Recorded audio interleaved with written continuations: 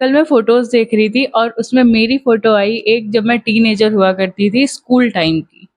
उसमें मैं बिल्कुल कॉर्नर में बैठी हुई हूँ, मेरे साथ मेरे 4 दोस्त भी हैं, वो मेरे साथ बैठे हुए हैं। मैं बिल्कुल डरी-सी, सहमी-सी फ़ोटो-शूट हो रहा है, उसमें मैं डरी-सहमी-सी बैठी हुई हूँ। तो मुझे कुछ चीज़ें रियलाइज़ हुई कि टीन एज में अगर कुछ बातें हैं, जो 16 साल की रिया को अगर पता होती, कोई अगर उस टाइम पे मुझे ये सारी बातें बता देता, तो मेरी लाइफ़ थोड़ी बहुत सॉर्टेड तो होती। आज जो है उससे बेटर होती एट लीस्ट। मैं अभी अपने 20s में हूँ और ये वीडियो अगर कोई टीनेजर देख रहा है या मुझसे छोटा कोई देख रहा है, तो बीइंग अ एल्डर सिस्टर कुछ मेरी एडवाइसेज़ हैं, उसको आप अगर अपने लाइफ़ में इनकॉर्पोरेट करोगे ना, तो चीज़ें थोड़ी स्मूथ होंगी। ये सारी वो चीज़ें हैं जो मैंने लेटली अपने लाइफ़ में इनकॉर्पोरेट किया है। पहली और सबसे मोस्ट इम्पोर्टेंट बात है जो हम लोग बहुत ज़्यादा उसको अंडर एस्टिमेट करते हैं, वो है पहले खुद को जानो। No yourself. आप कौन हो? आपको क्या पसंद है? आपको क्या पसंद नहीं है? आपको किस बात से चिढ़ होती है? आपको क्या करने में इंटरेस्ट है? ये सारी चीज़ें एटलीस्ट आपको तो पता होनी चाहिए, किसी और को पता हो या ना हो। कुछ तो हम आइडेंटिफ़ाई कर सकते हैं ना, हम इतने भी बचपन में छोटे नहीं होते हैं उस एज में।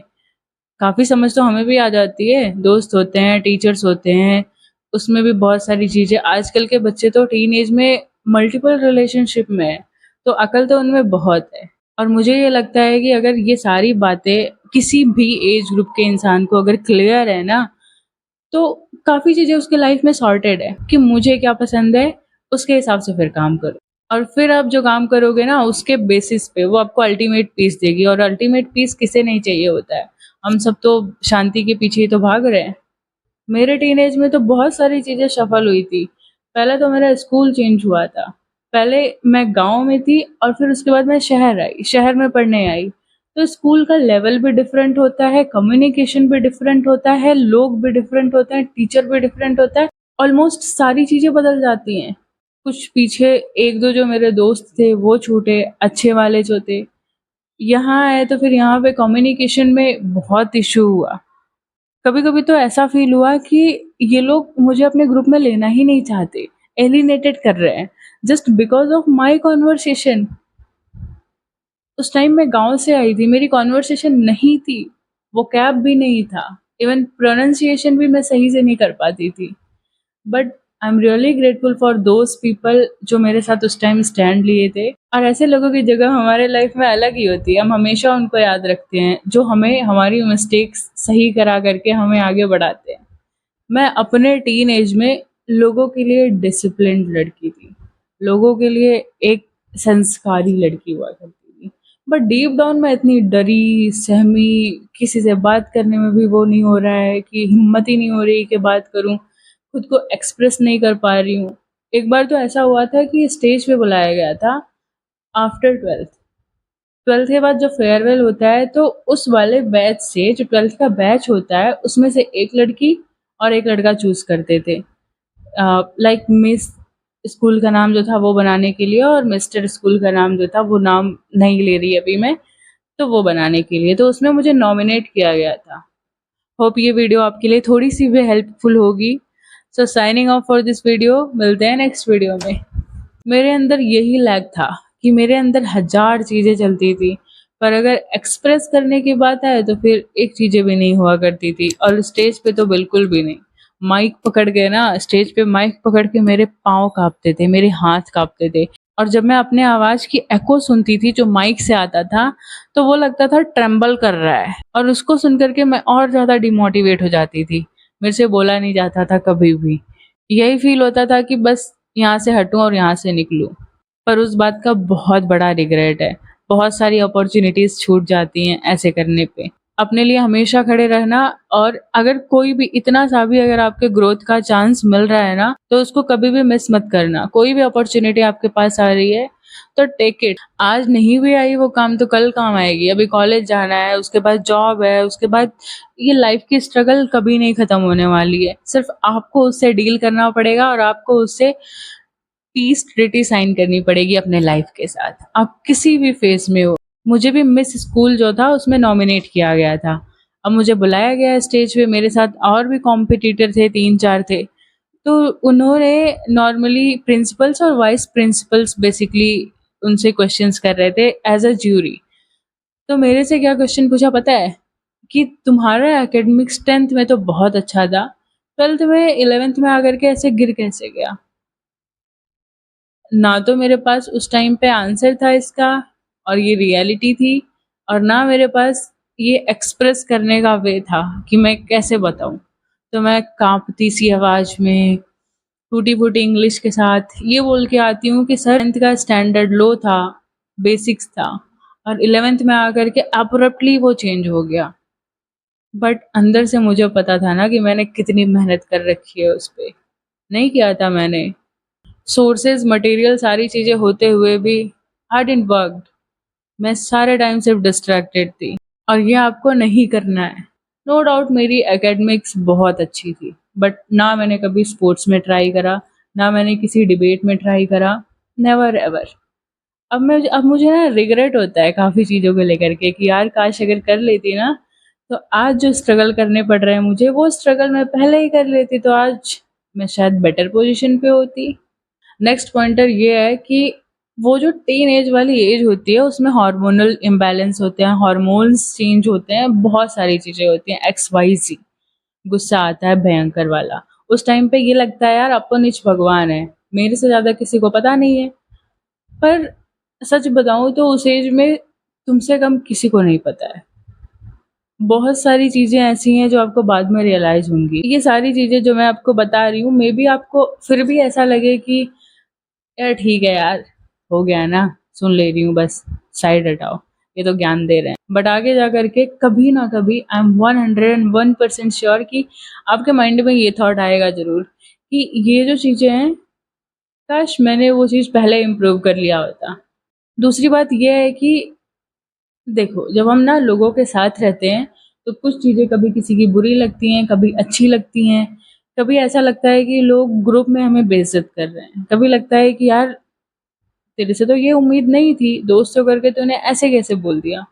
तो अगर ऐसी सिचुएशन आती है ना, तो सबसे पहले जो भी इंसान है सामने, उससे जाकर के कन्फ्रंट करो कि मैंने तुझसे ये एक्सपेक्ट तो नहीं करा था कि तुम ये जा कर के बोलो। और उसकी बिचिंग कभी मत करना। उसकी बिचिंग किसी थर्ड पर्सन से, फिर थर्ड पर्सन की फोर्थ पर्सन से, ऐसा मत करना। ऐसे में ना घूम फिर करके आपको ही पकड़ा जाएगा और फिर सब साथ हो जाएँगे और फिर अल्टीमेटली आपको कल्प्रिट बना दिया जाएगा। और यार मुँहफट होना भी कहीं-कहीं पे बहुत अच्छा होता है। अपने हक के लिए लड़ो, अपनी जो चीज़ें हैं ना, एटलीस्ट उसके लिए स्टैंड लो। इसी के साथ एक बात और है कि मैं तो क्या होता था कि अगर कोई मुझे काम दे रहा है या कुछ दे रहा है, तो मैं ना कभी नहीं बोल पाती थी। मेरे टीचर्स ने उस टाइम पे मेरी कितनी सारी फेयर नोटबुक्स माँग ली जिसमें मैंने नोट्स बनाए थे। मैंने दे दिया उठा कर के। लोग कल एग्ज़ाम है और लोग मेरी नोटबुक्स लेके जा रहे हैं। मैंने दे दिया सब उठा कर के। कोइंसिडेंटली एकेडमिक्स मेरा अच्छा था तो फिर इस वजह से मुझे अच्छा लोग मानते थे, टीचर्स स्पेशली। मेरे ऐसे कोई ख़ास दोस्त बने नहीं। गाँव से आने के बाद इनिशियली सिर्फ़ 1-2 ही थे, और वो जिसके ग्रुप में रहती थी, वो मुझे ग्रुप वाले नहीं पसंद होते थे। उनके उनसे मुझे वाइब ही नहीं अच्छी आती थी। फिर जब मैं क्लास 10th में गई, तो हमारा 4 लोगों का ग्रुप बना। अब वो जो छोटा-सा ग्रुप था, उसमें भी 2 ग्रुप थे, और वो जो 2 ग्रुप थे, उसमें भी पोलैरिटी अलग थी। मैं बिल्कुल अलग थी यार। मुझे ऐसा लगता था कि मैं इन लोगों के साथ फिट ही नहीं आ पा रही हूँ। कुछ अगर बातें होती भी थी, मेरे क्लासमेट्स डिस्कस कर रहे हैं, तो भी मुझे एलिनेटेड सा फ़ील होता था। कभी-कभी मैं जानने की कोशिश भी करती थी, यार मुझे भी बताओ क्या चल रहा है? बट मेरा ऐसा नेचर था कि 99.9% मैं छोड़ती थी, यार ठीक है यार, they if they are not interested in sharing with me, let it be, जाने दो। एक ये बात हमेशा याद रखना, आप लाइफ़ के किसी भी स्टेज पे हो, किसी भी एज के हो ना, कि एक टाइम पे सिर्फ़ एक काम करना, फ़ोकस के साथ वही काम करना, चाहे आप 5 मिनट के लिए करो या 10 मिनट के लिए करो, आपको प्रोडक्टिविटी फ़ील होगी। और अगर वही चीज़ ना, मैं क्या करती थी अपने स्कूल टाइम पे कि मेरी बुक खुली हुई है, एग्ज़ाम आने वाले हैं और बगल में मेरा फ़ोन चल रहा है, व्हाट्सएप पे मैं चैटिंग किए जा रही हूँ। उस टाइम पे मम्मी के फ़ोन हुआ करते थे, और व्हाट्सएप ही हमारा एक कम्युनिकेशन का सोर्स हुआ करता था।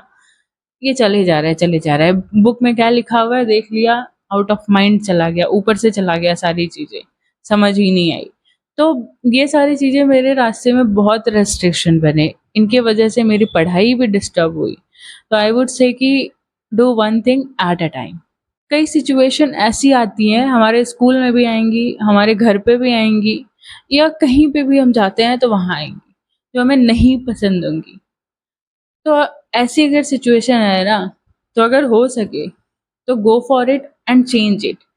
और अगर आप चेंज नहीं कर सकते हो ना, तो फिर अपने आप को मॉडिफाई करके, अपनी थिंकिंग मॉडिफाई करके उसमें ढाल लो खुद को।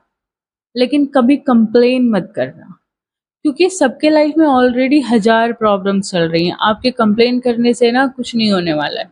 जो चेंज करना हो खुद करो, अपनी स्ट्रैटेजी बदलो, अपने लाइफ़स्टाइल्स बदलो, सब चीज़ें आपको ही करनी है। ये सोच के चलो आज से ही, B expressive.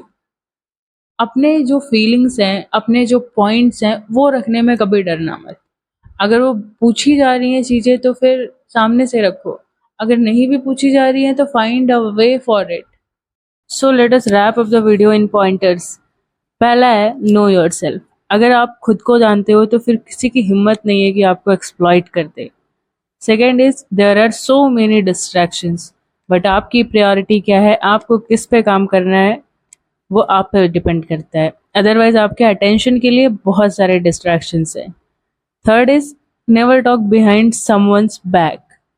And fourth, one thing at a time, deeply. जो भी काम करो फोकस के साथ करो। Fifth is if you don't like something then change it. If you can not change it then change your attitude towards it, क्योंकि complain करने से कुछ नहीं होता है and no one really cares about your complains.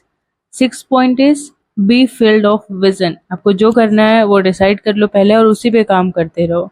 Otherwise distraction तो वही बोला ना बहुत है। Next pointer is B expressive. अगर आपको कोई अपॉर्चुनिटी मिल रही है डिबेट का, या कहीं पे आपको बोलना है, कहीं पे आपको खुद को एक्सप्रेस करना है किसी के सामने, तो देन डू इट। अदरवाइज आप अंदर ही अंदर सफोकेट होकर के रह जाओगे और कोई आपको सुनने वाला नहीं होगा। And the last point but not the least, treat everyone as a human, be nice to the people, respect your elders। ये सारी आपकी पर्सनैलिटी क्या है वो दिखाती हैं। दूसरे क्या करें उसका परवाह मत करना, उसकी टेंशन मत लेना, बस आपको जो करना है वो करना।